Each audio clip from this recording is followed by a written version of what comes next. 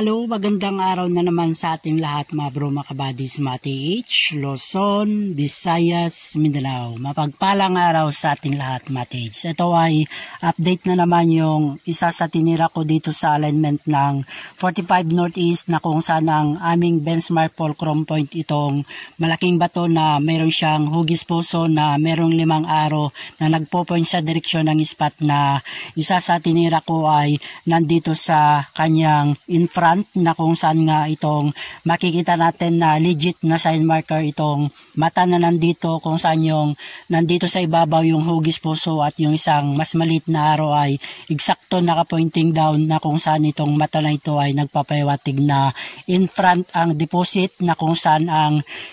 coordination sign marker na nandito sa area sa gilid na ito ang inukit na mga hapon na ito ay simulation na nagpapahiwatig ito na abstract na ginawa nila na sign marker na kung saan ang makikita ninyo na perfect hole dito. Ito ay perfect hole, nagpapahiwatig ito ng spot deposit na kung saan ang isang slash na ito ay nagpapahiwatig ito ng one deposit na kung saan ang makikita natin na lumabas na naman sa lalim na 2 feet ay ito ang makikita ninyo na kung saan ang nasa ibabaw niya sa lalim na 1 foot ay ito yung napalabas ko na for simulation ng nakaukit dito sa batong ito. Ito ay hugis box, circle siya at naka V-shape at meron siyang isang slots at yun ay nagpapahiwatig na sukat sa lalim 1 yard or 3 feet ay ito na naman ang lumabas na HTM sa lalim naman ito na 2 feet na kung saan itong nandito sa ibabaw na unang lumabas sa 1 feet ay eksakto kung saan ang nandito sa ibabaw itong nakuha ko na una na 1 feet ay ito nandito lamang sa parteng ibabaw niya matage kung saan nga itong nasa kanyang ilalim sa lalim naman na 2 feet ay ito yung lumabas na ito ay 3 simulation na ang makikita natin na nakalagay dito sa hugis din na bato. Meron siyang perfect dot na nasa gitna. Plus dito matrix ay makikita natin hugis puso at naka V-shape siya. Ito ay simulation ng wealth deposit at dito na mismo ang center spot kung saan ito ay nagpapahiwatig na on the spot treasure deposit underneath. Kung saan ang makikita natin na counter sign niya dito matrix ay ito rin ang makikita natin na nakawall na siya dito at dito ay meron siyang isang dot at dito ay meron tayong makikita na pinakamata niya. Ito yon, isa, dalawa at ito naman ang pinakabunganga niya at ang arrow niya at yung mata niya matrix ay eksakto nakapoint dito sa kinaroroonan ng HTM sa lalim na 2 feet na ito ay treasure deposit on the spot direct under na dito matage kung saan nga ang spot na ay nandito na mismo matage kung saan itong makikita natin na nandito na naka-courting C dito matage ay ito ang combination niya matage na makikita natin na hugis D at ito ay simulation ng surface trail marker na kung saan ay nandito sa ibabaw at yung kanyang coordinate naman na nandito sa ilalim na HTM ay ito yung pinapahiwatig niya na nandito sa ilalim kung saan ay itong D na ito ay kahalintulad niya yung nandito sa ilalim na HTM naman hidden trail treasure marker naman itong nandito matage na kung saan nga ay on the spot direct under na dito matage at dito matage ay ito rin ang makikita natin na sumisimbolo na deposit under ang spot dito kung saan itong makikita nyo na perfect dot at ito ay simulation ng treasure under ang pinapahiwatig niya matage kung saan ito ay makikita nyo itong katabi niya na nandito ay makikita nyo ito ay perfect na hugis box na maliit na meron siyang 2 inches matage na sukat at baliktarin natin matage ay halos isang sukat lamang ang nandito sa hugis box na maliit na ito at meron siyang maliit na arrow na nagpo-point sa direksyon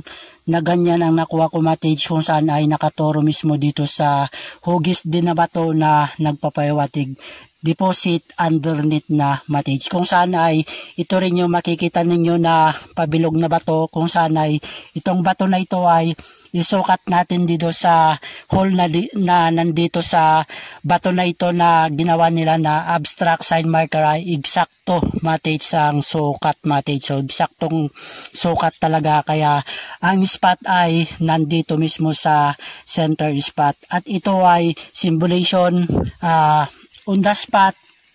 deposit underneath mates. Hopefully sana ito ay mababaw lamang yung item dito mates, at dito ay nagpaluwang na ako mates para makita kung ano pa ang mga bato sa kanyang paligid na malalaki, para ito ay maialis ko na naman at ito ay ituloy pa rin ang digging dito mates, at ito ay updated lamang sa inyo mates kung saan itong aming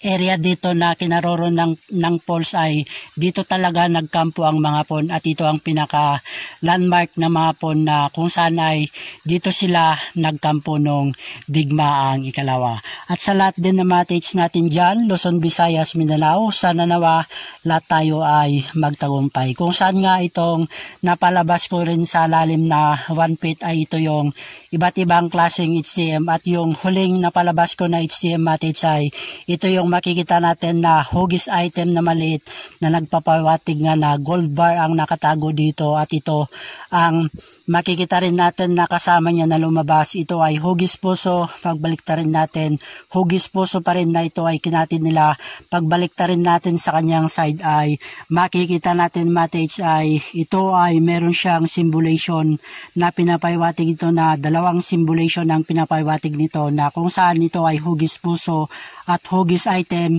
Ibig sabihin mates ay wealth deposit, at ang nakatago dito ay gold bar mates. Hopefully sana ito mates ay mapagtagumpayan ko mates. More power to all sa ka-TH, at sa lahat din ng mga tagapanood ko at sa mga subscriber ko, maraming salamat sa inyo. Sana nawa lagi nyo akong suportahan at i-share din ang aking munting YouTube channel para mapanood din ng mga kapwa ka-TH na baguhan dyan, para meron silang reference na kung paano mag-decode at kung paano makita ang mga legit na sign marker na ginawa nila ng mga punong sila ay